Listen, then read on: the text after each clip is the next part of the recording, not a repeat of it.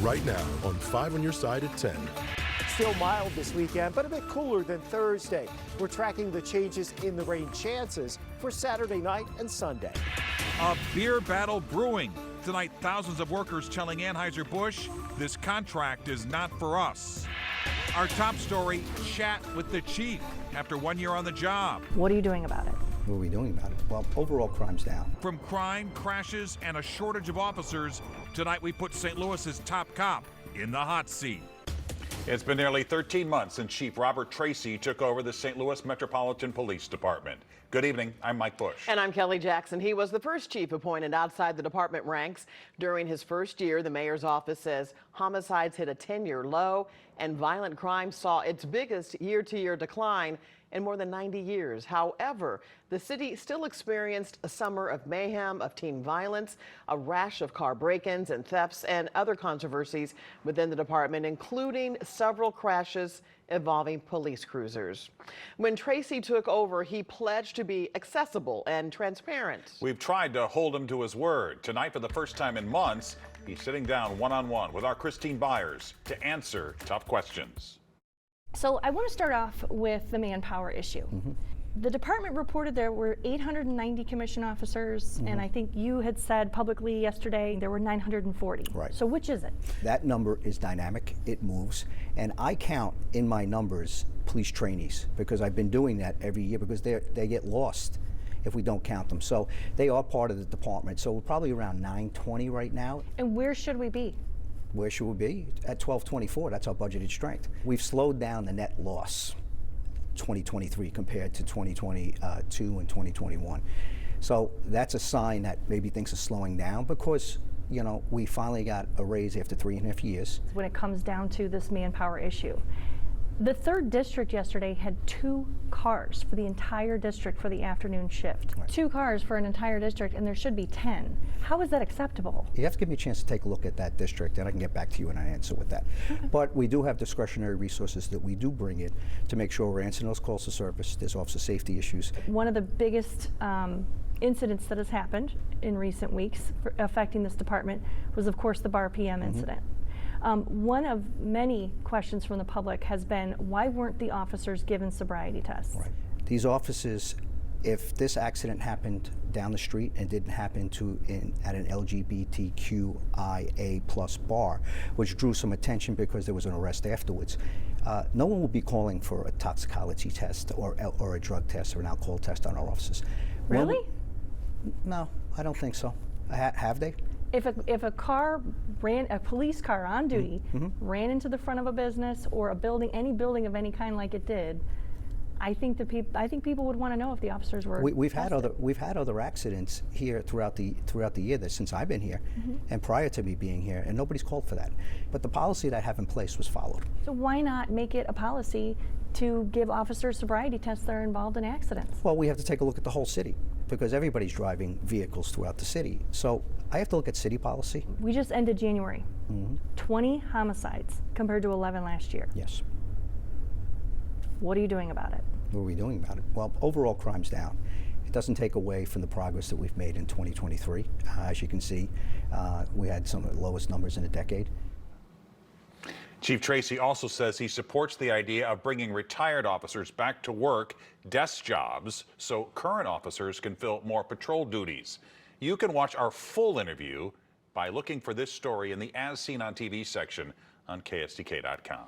And Christine pressed the chief about the police cruiser crash at Bar PM, as you heard. And today we learned the city will not condemn the South City building. This comes just days after the city sent a letter to the owner threatening to do so if repairs were not made by February 19th.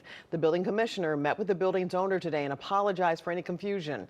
The bar's next steps include finalizing insurance claims and processing permits for repairs. The city says it will eventually pick up that tab. Tonight, a South County man is charged with the murder of his wife. Investigators say 62-year-old Robert Leverins called 911 this morning saying he had strangled his wife Kathleen and struck her with a hammer several times.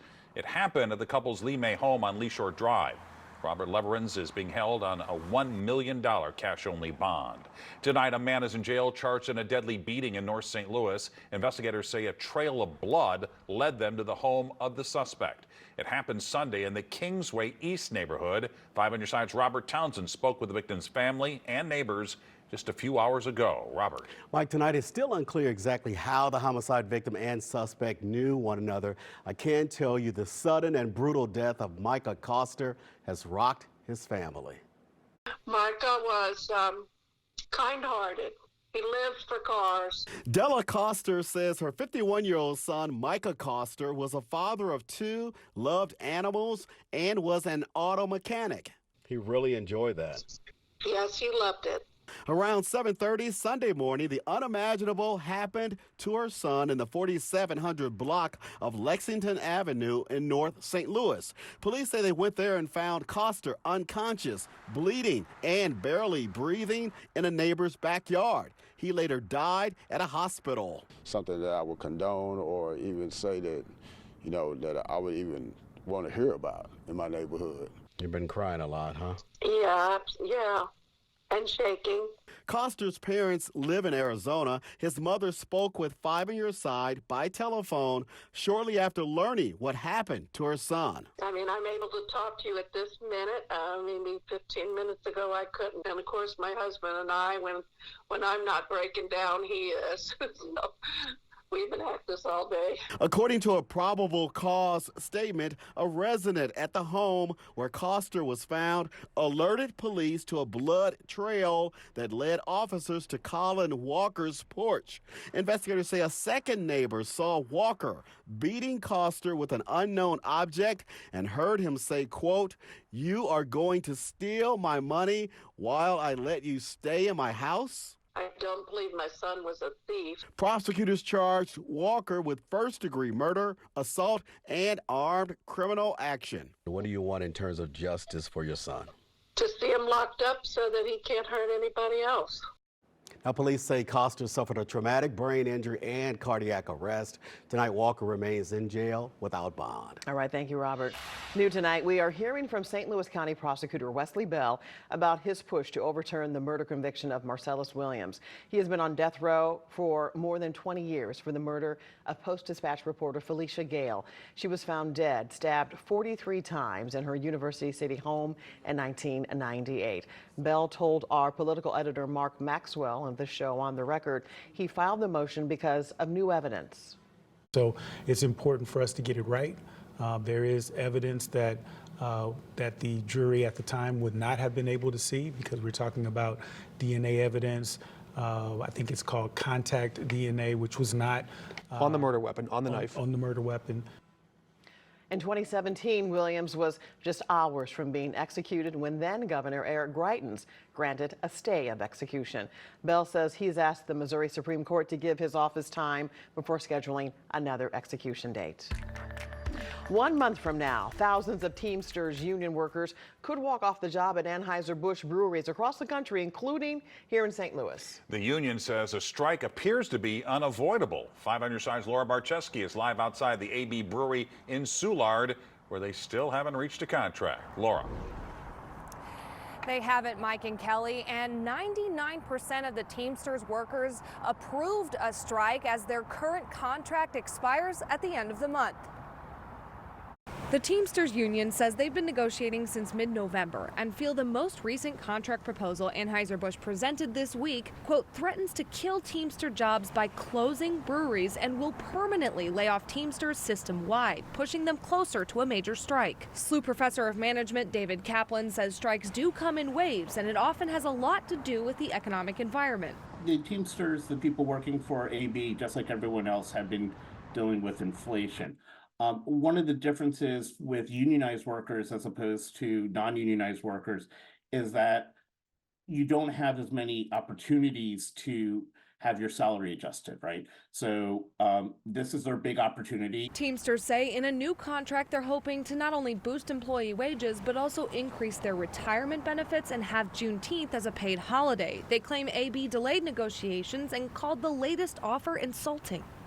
An AnheuserBusch spokesperson said in a statement the Teamsters posts are false. We have not made a decision regarding our breweries, and beer production will continue uninterrupted. And we invite union leadership to return to the bargaining table to reach an agreement that continues to recognize and reward our brewery employees. Kaplan says strikes are hard on employees, their families, and local businesses. Strikes are not a first choice option for unions, right? Negotiation is a first choice option. And that's why I think the hope of the Teamsters and most unions is that they're using the strike to show that they're serious and to try to get AB or the employer to come to the table with an honest offer. Teamsters says if they don't reach a contract by the end of the day on February 29th, they could have as many as 5,000 workers across the country walk out of the job, starting a strike on March 1st. Reporting live in Soulard, Laura Barcheski, 5 on your side. Black History Month kicked off today, and this morning leaders raised the red, green, and black flag outside City Hall. Organizers say St. Louis is the first city to raise this flag in honor of Black history. Hope you'll join us February 22nd at the Missouri History Museum for Black History Shaping St. Louis. Brent Solomon and I will moderate the conversation. The event is free. No registration is required. And you can read more about Black history in the St. Louis area on KSDK.com. For a link to those stories, just text the word history to 314-425-5355. Tonight, 5 on your side is searching for solutions. The moves we make now will dictate where Baltimore's going. How all too familiar police protests sparked change and led to attacks generating millions of dollars just to keep kids on the right path. I think that's how you level the playing field, is by giving people access and training. Clouds may be pesky for some of us at times over the weekend. We are tracking rain for parts of Missouri this weekend from this system out west. We'll see you in 7 minutes. St. Louis residents have just hours to weigh in on how the city should spend the $250 million it received from the Rams relocation settlement. Tomorrow is the last day to vote, and so far more than 10,000 people have taken part in the online survey. The options range from replacing water mains, improving roads, and funding public schools. And you don't have to be a city resident to vote. We do have a link in the As Seen on TV section of KSDK.com. That once-in-a-lifetime settlement is the catalyst of our Searching for Solutions series. We wanted to see how those millions of dollars could be best put to use to repair the region and revitalize our neighborhoods. For the last year, 5 on Your Side has traveled to Detroit, Indianapolis, New Orleans, and Kansas City to see what those cities are doing to turn things around and to set a foundation for the future. And tonight we wrap up our Searching for Solutions series with our final report from Baltimore. That's where right now taxpayers are funding initiatives all over the city to try and keep youth out of trouble. Voters overwhelmingly approve this concept, and it's helping keep young people engaged outside of the school day. Brent Solomon shows us how. In order to fly high, you need a plan, and in this case, a pilot. That's what these third graders are learning to be on a weeknight here at the Center for Technology Access and Training. It's also known as CTAT, in the heart of Baltimore's Sandtown community. Probably most recently known because of the murder of Freddie Gray. Unrest erupting in the streets of Baltimore after another black man died in police custody. In the fallout, months of protests, pleas for change, and even a tangible path to get past the community's pain. Over the next 5 to 10 years, it will dictate Baltimore's future, because the moves we make now will dictate where Baltimore's going over the next 20, 30, 40 years. Baltimore native Adam Jackson was one of the forces behind a major movement a year after Freddie Gray's death. It's called the Baltimore Children and Youth Fund, a direct response to the unrest. City taxpayers approving something they never had before, allocating 3% of personal property taxes towards the fund. The idea is to pour resources into communities that traditionally hadn't seen them. Money would end up going to the organizations that needed it the most, that most represented Baltimore. It is structured in such a way that a large corporate nonprofit would not be preferred over a smaller grassroots organization that may be just getting started. CTAT is one of some 80 city organizations now benefiting from the $12 million in tax dollars that come in every year. Young people learning not only how to build and fly drones, but also how to code, repair computers, and how to produce photography and music. A lot of folks come in here and they think because we have music, a music program, they want to rap, right? That's not what it's about. They come in here, we allow them to do that, to get on the mic, and then they understand they can be engineers. It's not just about exposing children to something new, it's about hands-on access that can build skills to one day launch a living wage. I think that's how you level the playing field, is by giving people access and training. Don't just give it to them, show them how it's used. Music videos, you have a drone. Any opening scene of a movie, you have a drone. These are all career paths. Technology opening new doors thanks to a citywide effort to remove the barriers that kept them closed. But having a safe space, having an opportunity, coupled with a caring adult really makes a difference. Sometimes it's the difference between just living and landing on top. And to keep this concept free of politics, leaders with the Baltimore Children and Youth Fund govern it and allocate the public tax dollars, not the city. In addition to routine funding, the fund is also awarding 5-year grants of $50,000 a year to a select number of organizations that are committed to creating change at the grassroots level. Thank you, Brent. Great work. Let's check in with Chief Meteorologist Scott Connell. He joins us with the Weather First forecast and hopefully more nice weather like it was today. Well, I don't think we're going to repeat today anytime soon. Okay, 72 for the high. Just burst our bubble, First Scott. of February, you know, it's not a record, but you knew when you woke up this morning and saw that beautiful sky, as did Darren, one of our Facebook weather watchers. He shared this picture with us from the 5 on Your Side Weather Watchers group, and you just see how gorgeous it is. From early this morning, the clouds were rolling in and the sun was coming up. Absolutely gorgeous. You can join our 5 on Your Side Weather Watchers Facebook group. Just search for us on Facebook. You know, the rain we had last week, well, it worked wonders for the drought situation. Huge improvement here. Still have a bit of drought to our southwest, but most of us have seen dramatic improvement, and the ground around the metro area is pretty saturated right now. Listen, if you have travel plans this weekend, next week going to the west coast, there may be problems. Right now, things are quiet at Lambert. We just have the clouds. Farther to our south this evening, we've seen a little bit of light rain drifting through, and those scattered area of sprinkles, maybe a little light shower, just enough to get the ground a little wet. Right now, most of that's not reaching the ground, and it's tending to fizzle here as we head towards midnight and into the wee hours tomorrow morning. We're still mild, though, in St. Louis. 54 degrees at Lambert right now. 41 is your dew point. Again, the air's fairly dry, so those raindrops having a hard time reaching the ground. 72 and 42. Those are the numbers for today. 42 is our average high this time of year.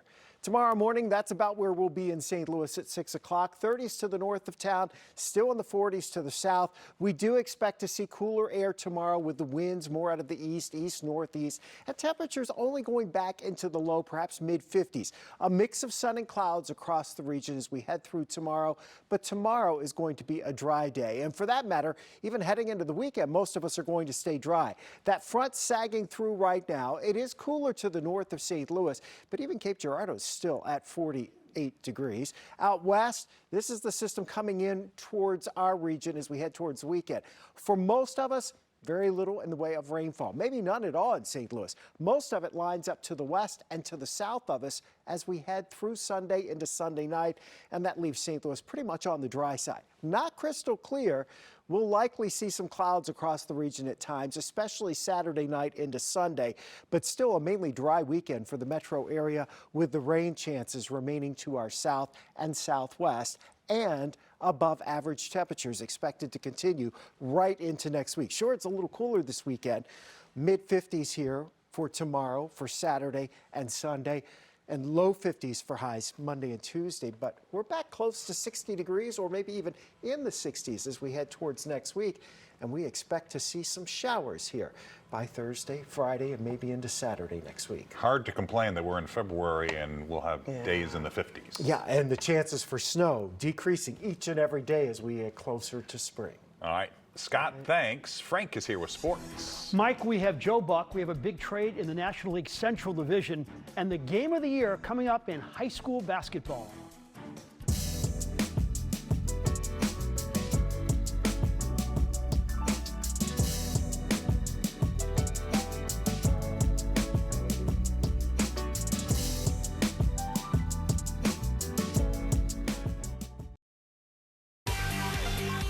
This 5 on Your Side Sports Report is sponsored by Telly Tire and Auto Centers, driving your way since 1942. Tonight at the Sheldon was the annual St. Louis Media Hall of Fame banquet. Some very deserving people like Fred Bottomer from KMOX were inducted. The headliner was a fellow you'd likely recognize, one of the greatest broadcasters in sports history, Joe Buck. 7 World Series, 24 Super Bowls, countless halls of fame, and now the voice of Monday Night Football. But do his 5.5-year-old twins appreciate his cool job? Yeah, I think they're just like dad goes to work, which is how I was as a kid. You know, I've said it before. My mom says the first time I saw my dad on TV, I went up and was crying at the TV because I thought I was stuck in there. That's how dumb I was as a kid. And I would assume to some degree, you know, our boys see mom and dad on TV, and they probably think everybody's mom and dad go cover football games. Plenty more with Joe Sunday on Sports Plus. Plus, we'll have the story of Adam Millett, the Webster Groves basketball player whose life ended far too early. The Brewers traded their Cy Young Award-winning pitcher Corbin Burns to the Orioles for infielder Joey Ortiz, pitcher D.L. Hall, and a draft choice. The 29-year-old Burns, who had 200 Ks last season, will be a free agent next year. Jim Harbaugh was introduced as the new Charger coach today. Now in L.A., the Chargers have been ignored. It's LeBron and Shohei's town. Well, you better make room on that stage for the guy who's lost just 3 games in the last 3 years. Work together, win together. And the operating word there is together. So everything we're going to do is going to be done as a team, collaborative. You know, anything and everything that I can do as a coach, you know, for our players.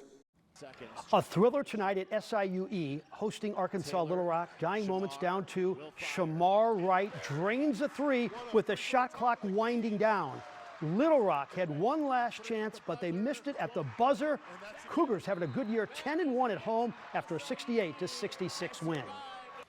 It won't be David versus Goliath because John Burroughs is so talented too.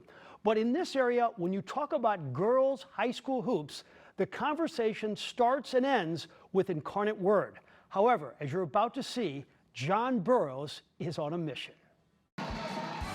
There wasn't an empty seat when they last met on December 28th. And on that night, Incarnate Word beat John Burroughs by 4 points. And Burroughs has been thinking about a possible rematch. All the time. I've been thinking about it all week. It's a team that Coach Jacob York feels blessed to coach. Well, athletes are multi-sport athletes. I mean, we're multi-sport athletes in 2-3 sports. We're high academic. Leading the way is number 11, Allie Turner. The Gonzaga commit may be the best shooter in town, boy or girl. She's made 253 threes in her career and works on her craft religiously. Me and my dad come in here every morning and shoot, and it's really fun just to like have him rebound for me and me shoot, and it's just like a nice way to bond together. Then there's Monet Witherspoon, a student body president with a 4.1 grade point average. A relentless defender, as you can see by this steal and layup. And you better be ready to have your best offensive game ball handling, because if not, she's going to get the ball stealed from you and go score a layup. And keep an eye on 6'4" sophomore Mariah Douglas, the granddaughter of Billiken legend Monroe Douglas. This girl is gifted. So on Saturday, if all goes according to plan in the Webster tournament, the Bombers will try to knock off the heavyweight champion, Incarnate Word, and end that 118-game winning streak. When you hear that number, 118, what do you think? I think that's going towards how much they worked for it, how much they got, but I think it's going to mean just that much more when we do get that one. You know, the game starts at 4:30. I bet that gym will be sold out at 2:30. And a suggestion to John Burroughs if they win, I'm not saying they will, but they should storm the court and yell, "Slam dunk, do the freak, we just broke your winning streak." Oh, my. Because that's what Soldan did to us in 1979 at the Smet. And you've not forgotten that, I take We'll it. never forget. Thanks, Frank. Well, to quote the great Yogi Berra, it's like deja vu all over again. Why riders on the St. Louis Wheel may be saying that tomorrow. It's Love St. Louis style. Emo's announced on social media today it's bringing back its popular heart-shaped pizzas for Valentine's Day. There you go, Frank. You can only profess your love with Provel for a limited time. The specialty pizzas will be available from February 8th through the 14th. Tomorrow is Groundhog Day, and the St. Louis Wheel is paying homage to the 1993 Bill Murray movie with a special deal. Riders will be able to relive their experience. Anyone who buys a ticket tomorrow can get a second ride for free. The Wheel is open from 10 a.m. to 10 p.m. And there you have it. 5 on your side at 10. The Tonight Show starring Jimmy Fallon is next. Be sure to start your day with Today in St. Louis, and that starts at 4 a.m. Have a great tomorrow.